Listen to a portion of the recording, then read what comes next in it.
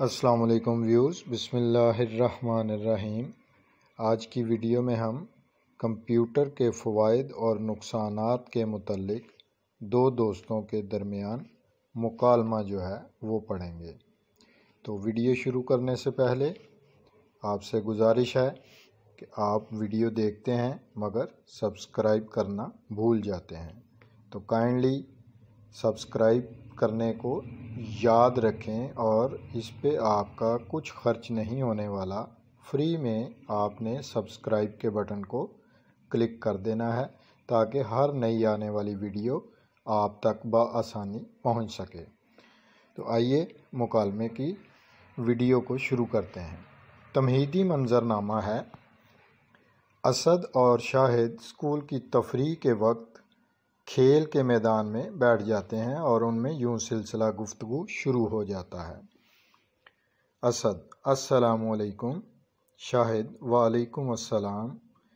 اسد: میری سمجھ میں نہیں آتا کمپیوٹر اور انٹرنیٹ کے کیسے کڑے ہاتھ ہیں، جو ان کی زد میں آ جائے وہ نکل نہیں سکتا۔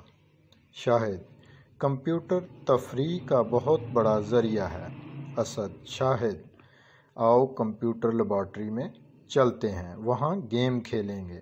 شاہد: نہیں بھائی، ہمیں اسکول میں زیادہ وقت کمپیوٹر اور انٹرنیٹ کی آغوش میں نہیں گزارنا چاہیے۔ اسد: میں تو اکثر لیب میں جا کر وہاں گیمیں کھیلتا ہوں۔ شاہد: نہیں بھائی، تمہیں اپنی پڑھائی کی طرف توجہ دینی چاہیے، تم غلط کرتے ہو۔ اسد: کمپیوٹر اور انٹرنیٹ کے ذریعے دنیا ایک گلوبل ولیج بن چکی ہے۔ شاہد: ہاں یہ درست ہے، فاصلے سمٹ کر رہ گئے ہیں، ہزاروں میل دور سے انسان گھر بیٹھے بہت کچھ کر سکتا ہے۔ اسد: کمپیوٹر کے ذریعے ہم دنیا کے کسی حصہ سے بھی گھر بیٹھے علم حاصل کر سکتے ہیں، کسی بھی موضوع پر دنیا کی کسی بھی یونیورسٹی اور کالج کے اسکالرز کے لیکچرز وصول کر سکتے ہیں۔ شاہد: کمپیوٹر زیادہ استعمال کرنے سے نظر بھی متاثر ہوتی ہے۔ اسد: اور وقت بھی برباد ہوتا ہے، بعض اوقات تو فضول باتیں دیکھنے میں ملتی ہیں۔ شاہد: ایسے پروگراموں کو نہیں دیکھنا چاہیے جو وقت برباد ہونے کا سبب بنتے ہیں۔ اچھا، تفریح ختم ہونے کی گھنٹی بج گئی ہے، خدا حافظ۔ اختتامی منظرنامہ۔